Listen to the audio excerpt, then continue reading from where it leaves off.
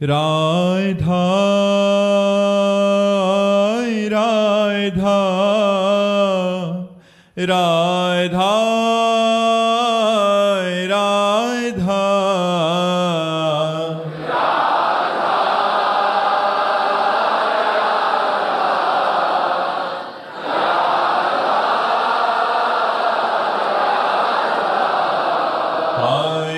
राधा राधा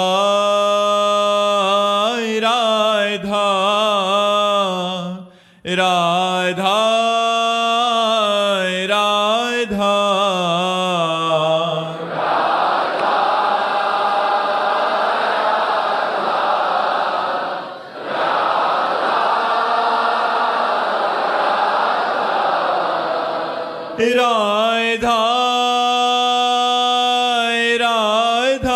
हाय राधा राधा राधा राधा हाय राधा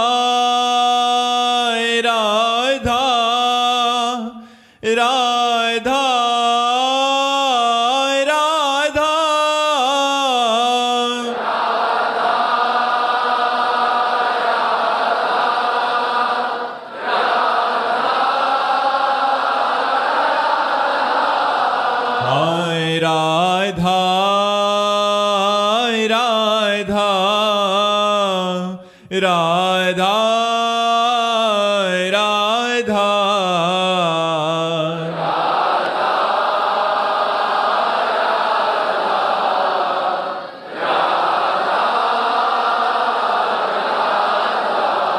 हाय राधा राधा राधा राधा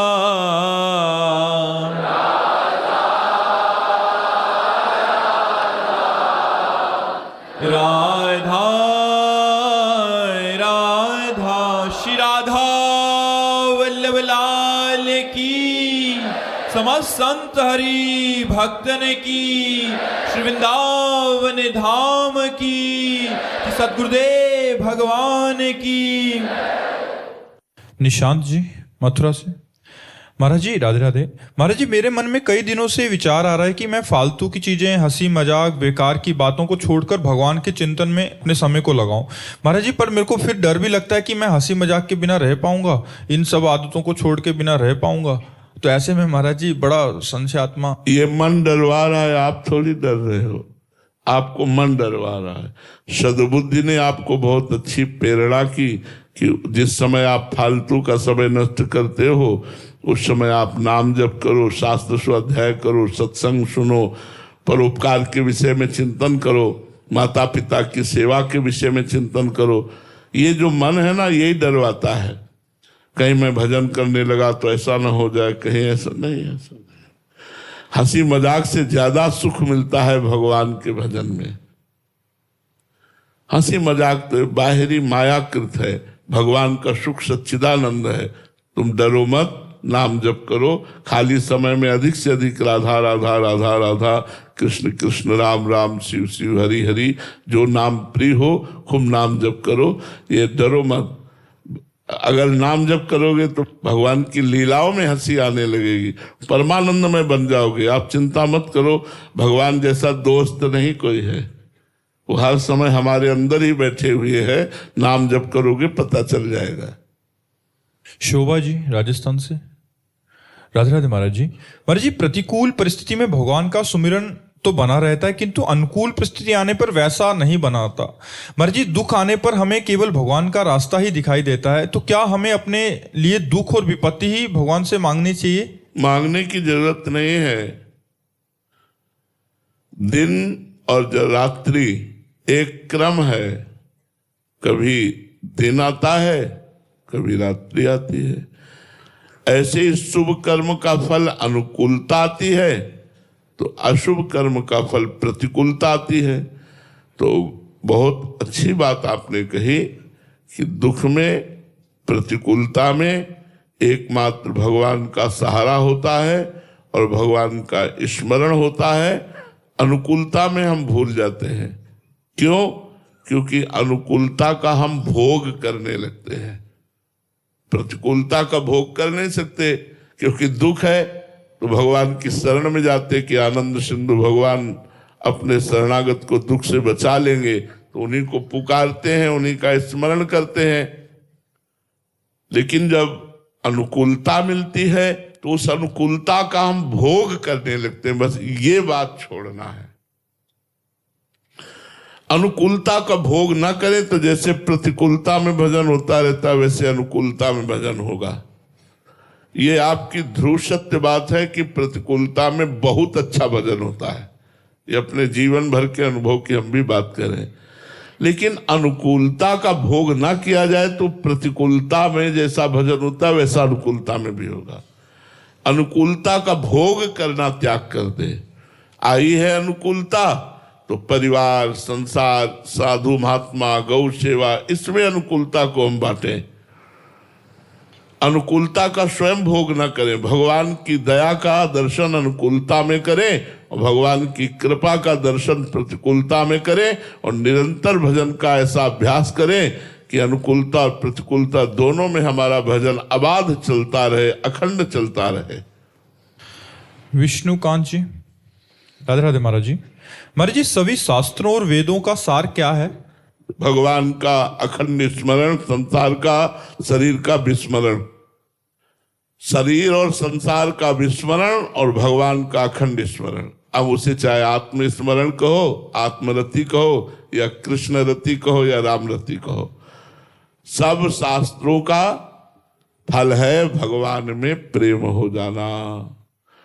जोग कुजोग ज्ञान अज्ञानु, जहां नहीं राम प्रेम पर धानु, सो सब धर्म कर्म जरि जाऊ, जहां न राम पद पंकज भाऊ। वो धर्म कर्म सब जल जाएं जो भगवान का प्रेम न प्रकट करे। वो जोग कुजोग है, वो ज्ञान अज्ञान है जो भगवान से प्रेम न करा पावे। तो सब साधन का और सब शास्त्रों का यही सुंदर फल है कि प्रभु के चरणों से प्रेम हो जाए, आत्म प्रेम हो जाए, आत्मरति हो जाए। यदि ये नहीं हुआ तो सब शास्त्र स्वाध्याय और साधना निष्फल गई। सब शास्त्रों का फल है निरंतर भगवान का स्मरण होता रहे, भगवान से प्रेम हो जाए। विशाल सिंह जी, महाराज जी, भक्ति में दैन्यता क्यों आवश्यक है? क्योंकि जो प्रेम है वो जल की तरह उसका स्वभाव है। जैसे जल को छोड़ो तो जहां नीचा होगा वहीं जाके रुकेगा, ऐसे प्रेम उसी के हृदय में जाएगा जहां दैन्यता होगी। अगर अहंकार है तो प्रेम का पान नहीं कर सकते। पान करने के लिए ऐसे होता है, ये मुद्रा दैन्य है, ये मुद्रा अहम की है। अगर प्रेम पान करना है तो दैन्य होना ही पड़ेगा, क्योंकि प्रेम का स्वभाव जहां दैन्य होता है उस हृदय में जाता है। इसलिए दैन्य आवश्यक है। अहंकारी को कभी प्रेम नहीं होता और प्रेमी को कभी अहंकार नहीं होता। अहंकार जन्म मरण का हेतु है और दैन्यता भगवत प्राप्ति। यही दरबार दीन को आदर रीत सदा चली आई। जे दीन प्यारे वेद पुकारे द्रवहु सुश्री भगवाना। जिसे दीन प्यारे है, दैन्यता प्यारी है, भगवान को दैन्यता प्यारी है, इसलिए दैन्य हो तो प्रेम आ जाए। अहंकार को कभी प्रेम नहीं होता। अहंकार तो संस्कृति मूल शूल प्रदनाना, सकल शोक दायक अभिमाना, ताते करें कृपा निधि दूरी, सेवक पर ममता तिबूरी। अहंकार को तो दूर भगाओ तभी बात बनेगी। अहंकारी है तो दुख ही दुख है, दूसरों को भी दुख और अपने को भी दुख। विकास जी, जयपुर से, राधे राधे महाराज जी। महाराज जी, भगवान शिव ने श्री रामचरितमानस जी में कहा है कि उमा राम समहित जग माही, गुरु पितु मातु बंधु प्रभु नाही, सुर नर मुनि सबके यह रीति, स्वार्थ लागी करें सब प्रीति। गुरुदेव, सबके लिए कहा, उसमें कोई संशय नहीं, परंतु गुरुदेव के लिए क्यों कहा महाराज जी? ऐसा मन में एक आता है। यहाँ गुरु का शब्द संत सदगुरुदेव से नहीं है, यहाँ सदगुरुदेव से नहीं, यहाँ गुरु का शब्द गुरुजन से है। जो बड़े बूढ़े जन हैं उनको गुरुजन कहते हैं। यहाँ ब्रह्म स्वरूप गुरुदेव से नहीं है, क्योंकि मोते हैं अधिक गुरु ही जिए जानी, उसी रामचरितमानस में लिखा हुआ है। मोते हैं अधिक गुरु ही जिए जानी, मेरे से भी बढ़कर अपने गुरु को जानना चाहिए। भगवान के वचन है, मोते अधिक गुरु ही जिए जानी।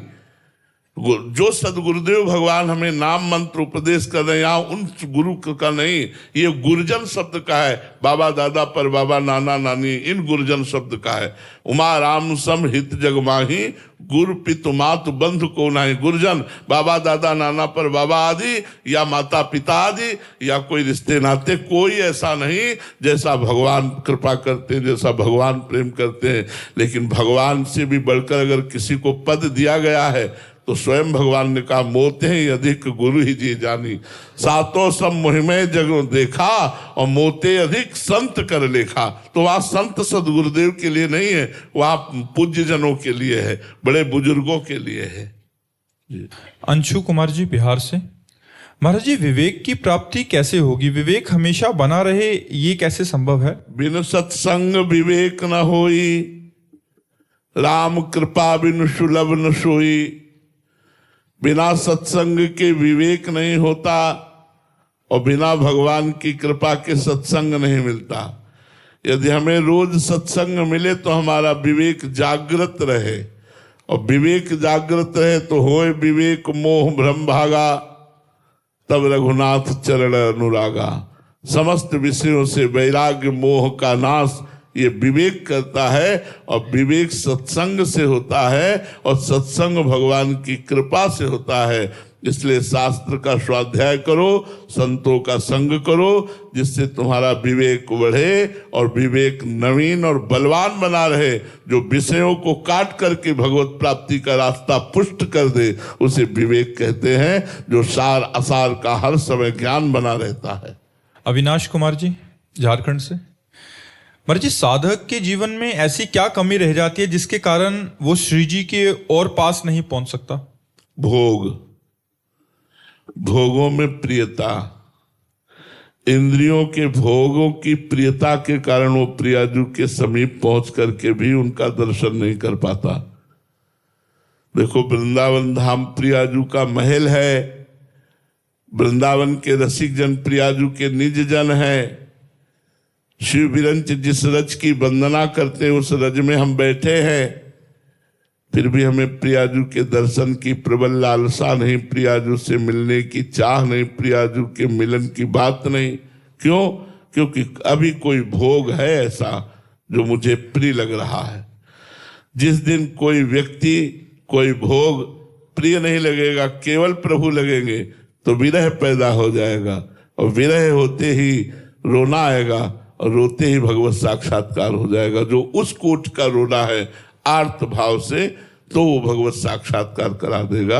अभी कोई विषय है, कोई व्यक्ति है जो आपके प्यार का विषय है, कोई भोग है ऐसा जो आपको प्यारा लगता है, जब तक कोई वासना, कोई भोग है, तब तक भगवत साक्षात्कार नहीं होता। सुधा मिश्रा जी लखनऊ से, राधे राधे महाराज जी। महाराज जी, काम ही नारी प्यारी जिम, लोभ ही प्रिय जिम दाम, तिम रघुनाथ निरंतर प्रिय लागो मोह राम। महाराज जी, इसका यथार्थ भावार्थ समझना चाहते हैं। कामी पुरुष को कुछ सुहाई नहीं देता है, उसको 56 प्रकार के भोग पाओ, उसको अच्छा नहीं लगेगा। उसको स्त्री की चर्चा, स्त्री भोग विलास की बातें, ये उसको बहुत प्राण प्रिय लगती है। और जिस स्त्री से उसका राग होता है, उठते बैठते चलते फिरते खाते पीते वो उसी स्त्री का चिंतन करता रहता है। इसका गोस्वामी जी ने अनुभव किया है स्वयं। अपनी पत्नी में बहुत अनुराग था गोस्वामी जी का, यहां तक कि जिस दिन से ब्याह करके आई थी उस दिन से वो मायके नहीं भेजा था। बोले जी नहीं सकते आपके बिना। तो गोस्वामी जी ने अनुभव किया कि कामी की हर समय वृत्ति स्त्री में लगी रहती है। तो हे राम जी, आप हमें ऐसे प्यारे लगे जैसे कामी पुरुष को कामिनी स्त्री। और लोभी पुरुष का हर समय धन में मन लगा रहता है, कितना हो गया, इतना बढ़ाना है, वो सुरक्षित रहे। कई बार दिन में वो चिंतन करेगा, उसी के विषय में चिंतन करेगा, अधिक से अधिक बढ़ाने के विषय में चिंतन करेगा, उसकी सुरक्षा का चिंतन करेगा। तो जैसे लोभी पुरुष धन बढ़ाने, धन की सुरक्षा और धन का चिंतन करता रहता है, ऐसे हे राम जी आपका नाम जप बढ़ाने, नाम जप की सुरक्षा और नाम निरंतर चलता रहे, ऐसी हम पर कृपा कर दो कि जैसे कामिनी से कामी की प्रीति होती है, लोभी से धन का जैसे चिंतन होता है, ऐसे हे प्रभु आपकी प्रीति और आपका निरंतर चिंतन हमारे हृदय में चलता रहे। कामी नारी प्यार जिम, लोभी जिम प्रिय दाम, तिम रघुनाथ निरंतर प्रिय लागो महिराम। प्राप्ति मिश्रा जी प्रयागराज से। राधे राधे महाराज जी। महाराज जी, आपके मुख से सुना है कि भगवान भक्त की भावना के अनुसार ही उसी रूप में प्रकट होकर उनको दर्शन देते हैं, परंतु हमने उनका वास्तविक स्वरूप तो देखा नहीं महाराज जी। वैसी भावना कर ही नहीं पाते तो भगवान के वास्तविक स्वरूप से वंचित रह जाएंगे। ऐसे में तो महाराज जी नाम जप, देखी रूप नाम आधीना। राम जी का क्या रूप है ये नाम जानता है, राम नाम जानता है। राधा जी का क्या असली रूप है, राधा नाम जानता है। कृष्ण जी का क्या स्वरूप है, ये नाम जानता है। खूब नाम जप करो, देखी रूप नाम आधीना। नाम के अधीन रूप है। जितना नाम जप करोगे उतना हृदय पवित्र होगा, और जहां निर्मल हृदय हुआ तो भगवान का जो सहज स्वरूप है वो आपके हृदय प्रकाशित हो जाएगा। भावना करने की जरूरत नहीं पड़ेगी, वो साक्षात प्रकट हो जाएंगे। अभी नाम का ध्यान करो, नाम को सुनो, नाम को जपो, नाम का चिंतन करो, नाम से रति करो, तो नाम ही रूप का दर्शन करा देगा। देखिए रूप नामाधीना। स्तुति जी इटावा से। राधे राधे महाराज जी। महाराज जी, हम भागवतिक माहौल में रहने का प्रयास कर रहे हैं, बट कपट, पाखंड, काम, क्रोध की प्रवृत्ति महाराज जी अंदर से मन छोड़ ही नहीं रहा। ऐसे में महाराज जी ऐसा लगता है कि धाम में भी रह रहे हैं, फिर कहीं गुरु अपराध या गुरुद्रोह ऐसा बन जाए। डरो मत, डरो मत, डरो मत। अस्पताल में और बढ़िया बढ़िया डॉक्टर, बढ़िया बढ़िया दवा है, डरने की जरूरत नहीं है। जैसे बड़े अस्पताल में पहुंच जाए तो डर नहीं रहता, एक से एक डॉक्टर रहते हैं, एक से एक दवा रहती है। तो ये हम भवरोग की अचूक औषधि का अस्पताल है वृंदावन, और रसिक महापुरुष यहाँ के डॉक्टर है, और उनके उपदेश औषधि है। चाहे जितना सीरियस मरीज हो सब ठीक हो जाएगा। अपराध का तो चिंता मत करो, वृंदावन ऐसे अपराध नहीं मानता अपने वास करने वालों के। जैसे माँ की गोद में बच्चा शौच कर दे तो माँ अपराध नहीं मानती, ऐसे हम वृंदावन धाम में कोई अगर गलती हो जाती है, वृंदावन वासी है तो वृंदावन प्रभाव सुनो। अपनो ही गुण देत, जैसे बालक मलिन को मात गोद भर लेत। जैसे वो मल लपेटे हुए बालक को माँ गोद में ले लेती है, ऐसे वृंदाटवी माँ अपने शरणागत, अपने अधीन, अपने वास करने वालों के पाप और दोष न देखकर उसे स्वीकार कर लेती है। उनके स्वीकार करते ही प्रिया प्रीतम की प्राप्ति हो जाती है। तो आप डरो मत, नाम जप करते रहो। ये छल कपट, काम, क्रोध, लोभ, ये बहुत दूरी तक चलते हैं, ये धीरे धीरे शांत हो जाएंगे। खूब नाम जप करो। मर्ची फिर भी बार बार फिर वही गलती दोहराए मन, तो फिर वृंदावन धाम कोई ऑपरेशन। हम क्या करें, हम तो ऐसे हो जाएंगे। हम क्या करें, हमारे में सामर्थ्य नहीं है। सामर्थ्य होती तो हम सुधार लेते, बार बार वही गलती हमसे हो रही। आप सामर्थ्यशाली हो, आपकी शरण में गलतियों से बचने के लिए तो भागकर आपकी शरण मिली। यदि यहाँ भी गलतियां हमारे हृदय को नहीं छोड़ रही तो आप जिम्मेवार हो, हम जिम्मेवार नहीं है। हम तो आपकी शरण में, ऐसे हो जाना चाहिए। गौरांग जी। राधे राधे महाराज जी। महाराज जी, आपके जीवन में पूज्य उड़िया बाबा जी महाराज की जीवनी और वाणी जी का विशेष योगदान रहा है। गुरुदेव क्षमा करना, पूज्य बाबा की जीवनी और उनकी लीलाओं को समझना अत्यंत कठिन है।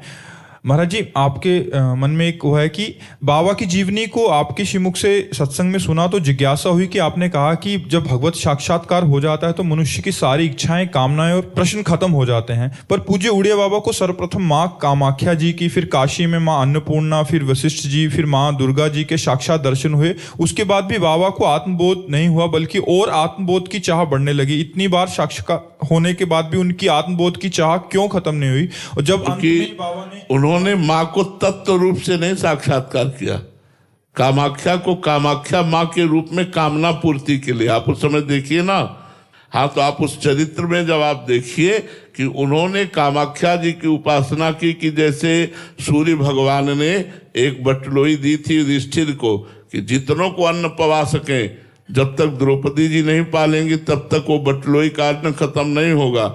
ऐसे मैं कामाख्या की आराधना करके कुछ प्राप्त करूं कि मैं संसार का दुख मिटा सकूं। बाबा का पहले का नाम आर्तत्राण था। तो बाबा ने विचार किया तो आधी उपासना में ही छोड़ दिया कि आखिरकार अगर ऐसा कुछ मिल भी जाएगा तो पूरे विश्व ब्रह्मांड का दुख तो मिटा नहीं पाऊंगा। उत्तम जिज्ञासा होने के कारण उससे भी विरति हुई। कई अनुष्ठान लिए लेकिन उन सबसे विरति हुई। फिर संन्यास ले लिया। संन्यास लेकर तत्व साक्षात्कार में लगे। जब तत्व साक्षात्कार हो गया तब सारी कामनाएं शांत हो गई। फिर इसके बाद कोई अनुष्ठान किया है क्या बाबा ने? 18-18 घंटा अपने स्वरूप में बैठे रहते थे। तो कामाख्या जी को तत्व रूप से साक्षात्कार नहीं किया, सकाम उपासना की। तो सकाम उपासना से किसी देवी देवता का दर्शन हो जाना भगवत साक्षात्कार नहीं कहते। तत्व स्वरूप से उनको दान करके साक्षात्कार करना। जैसे श्री रामकृष्ण परमहंस जी ने काली माता को तत्व रूप से साक्षात्कार किया कि परम तत्व है, यही कृष्ण है, यही राम है, यही सब कुछ है। तो बोलो फिर और कोई उपासना की क्या? पूर्ण हो गए ना। जैसे उड़िया बाबा है वैसे रामकृष्ण परमहंस कोई कमी थोड़ी थी। बात समझ में आ रही ना? हाँ, तत्व रूप से जिसकी भी आराधना करें तत्व रूप से करें। तत्व रूप से जब उसका साक्षात्कार होगा तब वो पूर्ण हो जाएगा जी। मानवर्धन सिंह जी, राधे राधे महाराज जी। महाराज जी, आपने एक बार एक प्रश्न का उत्तर देते वक्त कहा था कि चेहरे की चमक और बाहरी तेज के चक्कर में मत पड़ो, आंतरिक तेज के चक्कर में पड़ो। महाराज जी, आंतरिक तेज क्या है और उसको कैसे जागृत कर सकते हैं? आंतरिक तेज यही है कि काम, क्रोध, लोभ, मोह, मद, मत्सर का प्रभाव नहीं पड़ रहा। मानापमानास्तुल्य तुल्य निंदात्म संस्तुति। मान और अपमान में, निंदा और स्तुति में समान भाव प्राप्त करके, चाहे जैसी परिस्थिति हो अपने प्रभु को नहीं भूल रहा है। चाहे जैसी परिस्थिति हो उस परिस्थिति का गुलाम नहीं बन रहा है। हर समय वो परम स्वतंत्र भगवान के चिंतन में लगा हुआ है। ऐसे महापुरुष को संत कहते हैं। ऐसे महापुरुष को तेजस्वी कहते हैं कि उनके तेज के आगे प्रतिकूलता, अनुकूलता, सुख, दुख, लाभ, हानि ये सब मिट्टी हो गए। काम, क्रोध, लोभ, मोह, मद, मत्सर इनका कोई प्रभाव नहीं रहा। वो महापुरुष निरंतर भगवान में स्थित माने जाते हैं। अब ये बात कैसे पता चले कि निरंतर भगवान में स्थित है? तो जिनके संग से हमारे दोषों का नाश होने लगे, जिनके संग से हमारे में भजन की वृद्धि होने लगे, जिनके संग से हमारा भाव शुद्ध होने लगे, जिनके संग से हमें प्रिया प्रीतम प्रभु अच्छे लगने लगे, जान लो वो संत है। चाहे वो पैंट शर्ट में हो, चाहे पैजामा कुर्ता पहने हो, चाहे कैसे भी वस्त्र पहने हो, वो भगवान का निज जन है। श्री दानेश्वर दास जी महाराज, राधे राधे महाराज जी। महाराज जी, मैंने 3 दिन और रात 27,000 गायत्री मंत्र का जाप का अनुष्ठान किया। मैं राम जी का सेवक हूँ, लेकिन महाराज जी सपने में महाराज जी आप और श्री राधा रानी के दर्शन ही हुए। महाराज जी, उनके क्यों हुए? राम जी के होने चाहिए थे। अरे भगवान जाने भगवान का क्या लीला विधान है, वो जाने। उनका कार्य तो हम नहीं बता सकते कि वो आपको क्यों ऐसा प्रेरित कर रहे हैं। राम जी जाने, राम जी की ही लीला है, वही जाने। उनके विधान को हम क्या बताएं कि किशोरी जी या हम किशोरी जी के दास हैं। अगर दास का दर्शन हुआ, इष्ट का दर्शन हुआ तो हम इतना जरूर कहेंगे कि अहोभाग्य है, क्योंकि स्वामिनी और स्वामिनी के दासों का दर्शन स्वामिनी की कृपा से होता है, ऐसे नहीं होता है। स्वप्न में अगर किसी भगवत दास का दर्शन हो रहा है तो अपार भगवान की कृपा समझो, और कहीं भगवत झांकी आ रही तब तो कहना ही क्या है। इसलिए तुम्हारी गायत्री जप का फल जो भगवान ने दिया वो संत समागम दिया, और वो प्यारी जी के चरणों का जैसी भी भावनात्मक झांकी आई हो वैसा दिया। मंगलमय है, अमंगल तो है नहीं, पर वो राम जी क्यों नहीं आए, प्रियाजू को क्यों भेज दिया, ये वो जाने। सुभाष मल्होत्रा जी रोहतक से। राधे राधे महाराज जी। महाराज जी, आपके मुख से कई बार सुना है जोई जोई प्यारो करे सोई मोहि भावे। महाराज जी, हमारे जीवन में ऐसी स्थिति कब आएगी और कैसे आएगी? ये अहंकार जब तक देह भाव में स्थित है तब तक ये द्वंद्वों में फंसा रहता है। अनुकूलता, प्रतिकूलता, लाभ हानि, सुख दुख, इन द्वंद्वों में फंसा रहता है। और जब ये अहंकार भगवान के चरणों में समर्पित हो जाता है या विशुद्ध मैं ब्रह्म स्वरूप में स्थित हो जाता है, तो शरीर धर्म जो अनुकूलता प्रतिकूलता है, जो लाभ हानि है, जो सुख दुख है, जो मान अपमान है, जो निंदा स्तुति है, उसमें वो सम हो जाता है। मान है तो ठीक है, अपमान है तो ठीक है, शरीर स्वस्थ है तो ठीक है, अस्वस्थ है तो ठीक है। कोई निंदा कर रहा है, अच्छा है, उसकी मति। कोई स्तुति कर रहा है, उसकी मति। वो इन सबसे परे हो जाता है जिसका अहंकार या तो ज्ञान में समाहित होकर मैं स्वरूप ब्रह्म स्वरूप हो जाता है या भगवान के चरणों में समर्पित हो जाता है। जब तक ये अहंकार नहीं नष्ट होगा तब तक ये बात समझ में नहीं आएगी कि जोई जोई प्यारो करे सोई मोहि भावे। ऐसा नहीं कि सह रहे कि आप भगवान हो, अब जो करोगे तो मुझे सहना ही पड़ेगा, ऐसा नहीं कह रहे। मोहि भावे, मुझे अच्छा लगता है, जो जो प्यारे मेरे विधान कर रहे हैं मुझे अच्छा लगता है। ये तभी होगा जब प्यारे के चरणों में अहंकार समर्पित हो जाएगा। और इसका साधन है भगवत प्रेमी महात्माओं का संग और खूब नाम जप और पवित्र शास्त्रों का स्वाध्याय, पवित्र ग्रंथों का स्वाध्याय। अगर ये तीन साधन हमारे जीवन में आ जाए कि जो निरंतर भगवान में स्थित रहते हैं, से महात्माओं का संग, निरंतर भगवान के नाम का जप और हमारे जो इतिहास पुराण शास्त्र है इनका स्वाध्याय, तो निश्चित निश्चित ये मलिन अज्ञान जनित देहाभिमान ये नष्ट हो जाएगा। और जहां देहाभिमान नष्ट हुआ कि विशुद्ध ज्ञान प्रकट हो जाता है। ज्ञान प्रकट हो जाने पर ही समता आती है, और समता में ही शत्रु मित्र सम जानी, मान मान अपमान सम, दुख सुख लाभ न हानि। यह जो कृपा हरिवंश की, वह कृपा पात्र उपासक शत्रु मित्र में समान भाव, मान अपमान में समान भाव, सुख दुख में समान भाव, लाभ हानि में समान भाव रख करके हर समय आनंद से युक्त रहता है। तो ये देहाभिमान ही मूल कारण है संस्कृति चक्र का। ये देहाभिमान ही शोक प्रदान करने वाला है। ये देहाभिमान ही जो ही प्यारो करे सोई मोहि भावे, ऐसा ये बर्दाश्त नहीं करता। अनुकूलता चाहता है, प्यारे के विधान में दोष दर्शन करता है। ये अभिमान ही छोड़ना साधना है। जिसका जितना देहाभिमान गलित हुआ है वो उतना ही उच्च आध्यात्मिक स्थिति को प्राप्त हो गया है। पूरा देहाभिमान गलित हो जाए तो भगवत साक्षात्कार हो जाए। तो इस देहाभिमान को गलित कीजिए साधना के द्वारा। श्री राधा वल्लभ लाल की